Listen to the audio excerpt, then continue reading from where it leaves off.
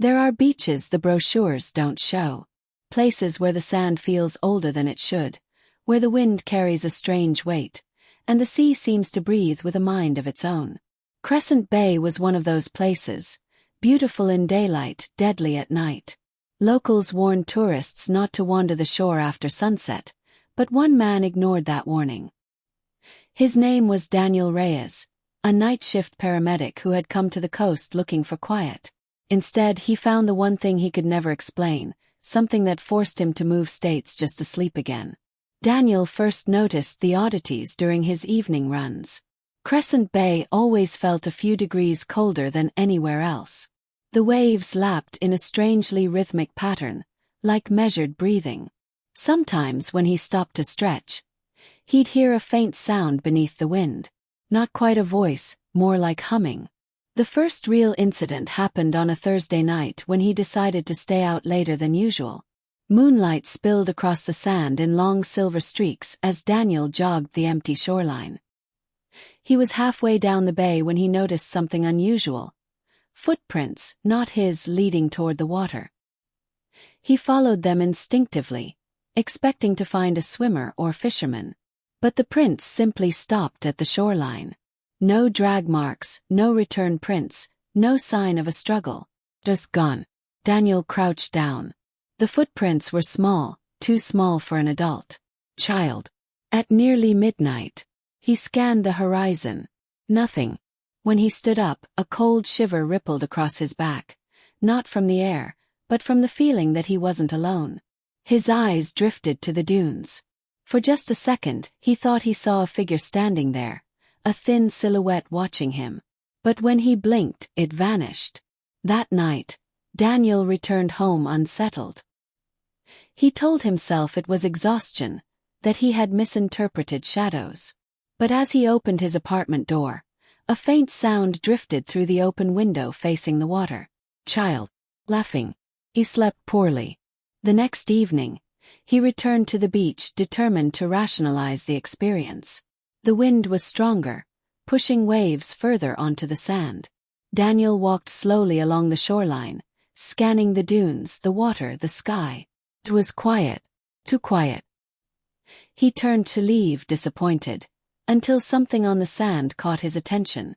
Fresh footprints again. Leading across the shoreline in a zigzag pattern, and stopping right where he stood. He knelt again, touching the sand. Still warm. Someone or something had been here moments ago. Then came the whisper. Not behind him, not ahead of him, but beneath him. Daniel! He staggered back, heart hammering, scanning wildly around him. But there was no one. The beach was empty as far as the eye could see. Yet the whisper rose again. Soft, melodic, almost beckoning. Daniel, come closer.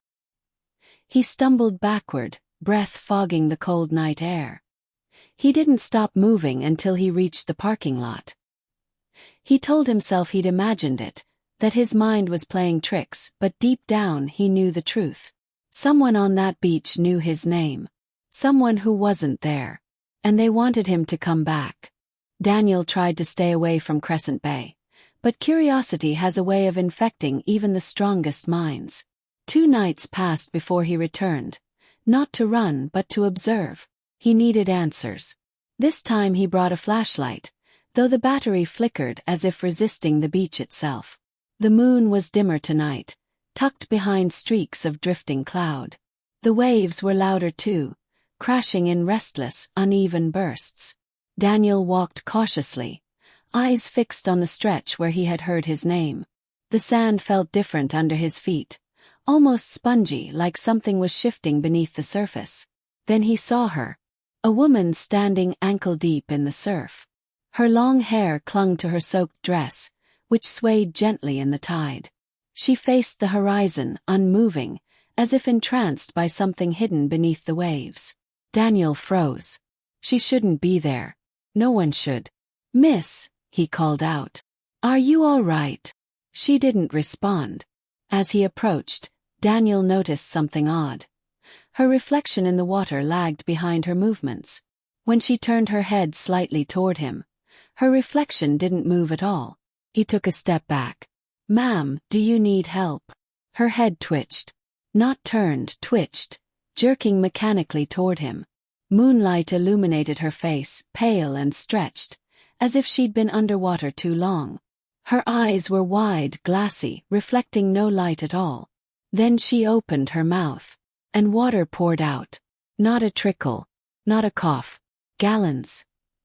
Gushing, unstoppable. Daniel stumbled backward, horrified, as the water cascaded down her neck, soaking the sand around her feet. She didn't choke or gasp. She simply stared with those blank, flooded eyes as if emptying the sea from her lungs. Suddenly, she lifted her arm and pointed at him. Her finger shook violently, trembling as if resisting some unseen force. Then she whispered, in a voice distorted as though spoken from underwater, "Don't listen to them." Before Daniel could react, a wave rose behind her. Too large, too sudden. It crashed over her completely, swallowing her whole. But when the wave retreated, there was no body, no footprints, no sign she had ever existed. Daniel ran. He didn't stop until he reached his car. He slammed the door shut and locked it, gripping the steering wheel so tightly his knuckles went white. As he tried to catch his breath, something outside the window moved. Child's silhouette, standing still, facing him. Daniel blinked, and it vanished. He sped away from the beach, heart pounding, mind racing. He didn't know who the woman was or why she warned him, but one thing became clear. Something was wrong with Crescent Bay. Something was watching him. Something wanted him there for a reason. And whatever was calling his name wasn't alone. Sleep eluded Daniel. Every time he closed his eyes, he heard waves crashing, louder, closer, followed by the faint laughing of a child. He tried drowning it out with music, even sleeping at a friend's place, but the whispers followed him. They always said the same thing. "Come closer." By the fourth night, exhaustion broke him. He needed answers. He needed the truth. He returned to Crescent Bay at 2:13 a.m., the coldest point of the night. The tide was low, revealing more shoreline than usual. The sand looked different. Darker, wetter. As Daniel walked, he noticed places where the sand pulsated, rising and falling like shallow breathing. He crouched to touch it, but a hand burst from the sand and grabbed his wrist. He screamed, stumbling back, but the hand didn't emerge fully. It clawed frantically, reaching for him, fingers unnaturally long, joints bending backward as if broken. It wasn't human, at least not anymore. The sand around him began to move. First one mound, then another, then dozens. Hands erupted from the ground, thrashing, clawing, reaching for air. Some large, some small, children and adults alike, yet all impossibly thin, waterlogged and warped by decay. Daniel stumbled backward until the sand beneath him liquefied, sinking like quicksand. He scrambled for solid ground when a small hand, no bigger than a child's, clamped around his ankle. He fell hard. The whisper came again, inches from his ear, though no one was behind him. "Come with us." Daniel kicked violently, breaking free, and crawled toward firmer sand. The hands continued grabbing, tearing, reaching, never fully emerging, as if something held them beneath the surface. He sprinted toward the dunes, lungs burning, but halfway there he froze. A figure stood directly in his path. Child. But he wasn't a silhouette now. Moonlight revealed a boy no older than 8, soaked in seawater, clothes tattered, eyes impossibly black. Daniel recognized the footprints from earlier. Small, bare, wandering. The boy stared at him, expression empty. "You heard them," the boy said. "So now they want you." Daniel backed away. "What are they?" The boy blinked slowly, water dripping from his eyelashes. "They're the ones who drowned, but weren't allowed to leave." He stepped forward, voice trembling. "The ocean doesn't always give back what it takes." Daniel turned and ran. He didn't look back, not when the boy whispered something to the sand, not when the hands sank back into the ground, not when the waves behind him rose higher than before. But as he reached the parking lot, One final whisper chased him. You can't run forever. That night, Daniel packed his belongings. He had no intention of staying another day near Crescent Bay. But as he placed the last bag into his car trunk, he froze. He heard singing, faint, distant, echoing from the shoreline. A melody soft and hypnotic, almost beautiful, if not for the undercurrent of agony beneath it. Voices layered together, some deep, some childlike, all echoing as though sung from underwater. Daniel slammed his trunk shut. Whoa, not again. He wasn't going back. But the singing grew louder, stronger, laced with pleading tones. Daniel! His legs moved before his mind could stop them. The sound pulled him toward the boardwalk like invisible strings tugging at his bones.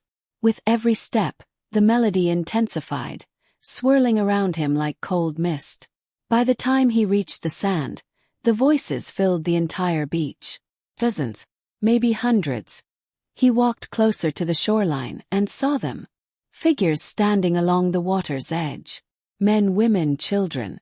Their outlines flickered like candle flames, bodies transparent, torsos fading into mist.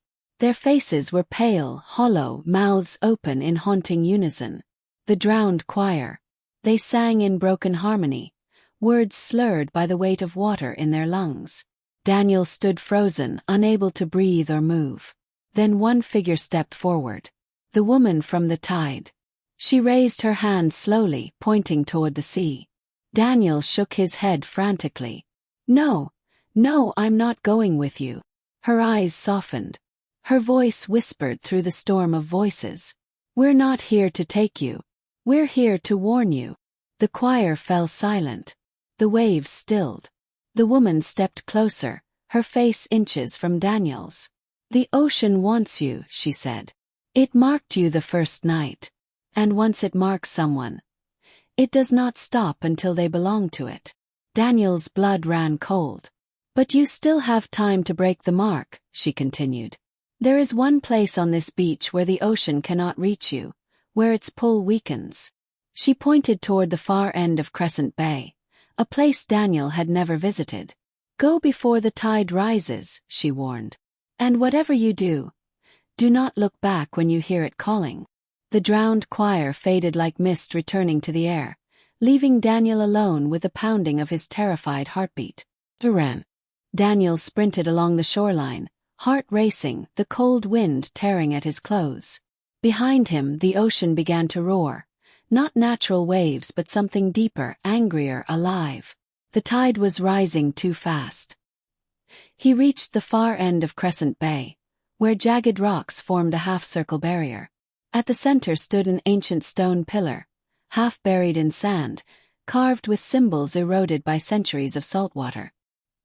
He didn't understand them, but he didn't need to. He felt it, an invisible boundary humming in the air, heavy with energy. He stepped inside. The roaring behind him stopped instantly. Silence washed over him like warm air. The ocean's freezing pull vanished, replaced by a strange calm. Daniel exhaled, trembling. He had made it. Then he heard it. Daniel! The voice was closer. Too close. Soft, melodic, familiar. Come back to us. He clenched his fists. He didn't turn. He remembered the warning. The voice shifted, becoming the boy's voice. Daniel, please. I'm scared. He didn't turn. The voice changed again. His mother's voice this time, though she lived in another state. Danny, help me. He squeezed his eyes shut. Then came the worst voice of all.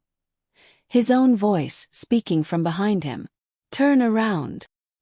He felt tears sting his eyes. He shook his head. The ground trembled. The boundary hummed violently, resisting the ocean's pull. Waves crashed loudly behind him. Too close, too high, like something massive was rising from the water. A pressure built behind him, like a towering presence leaning forward. The voice spoke again, cold, furious now. Turn. Around. Daniel screamed into the air. No. The moment he shouted, the pressure vanished. The voices stopped. The waves calmed. Silence returned. Slowly he opened his eyes. The boundary stone glowed faintly, then dimmed to normal. The humming ceased. Crescent Bay felt empty, peaceful. The ocean no longer reached for him. He had broken the mark. Daniel left Crescent Bay that night and never returned. He moved inland, far from any shoreline. For years, he refused to speak of what happened, until he learned something that chilled him to his core. Crescent Bay was closed indefinitely after a sudden geological shift caused a collapse along the shore. Sand sank, dunes shifted, and a large portion of the beach collapsed into the sea. Locals called it a natural disaster. Daniel knew better. Because the collapse happened exactly where the drowned choir had stood. And every now and then, from hundreds of miles away, he swears he still hears the faintest whisper whenever he passes an open window at night. "Come closer,"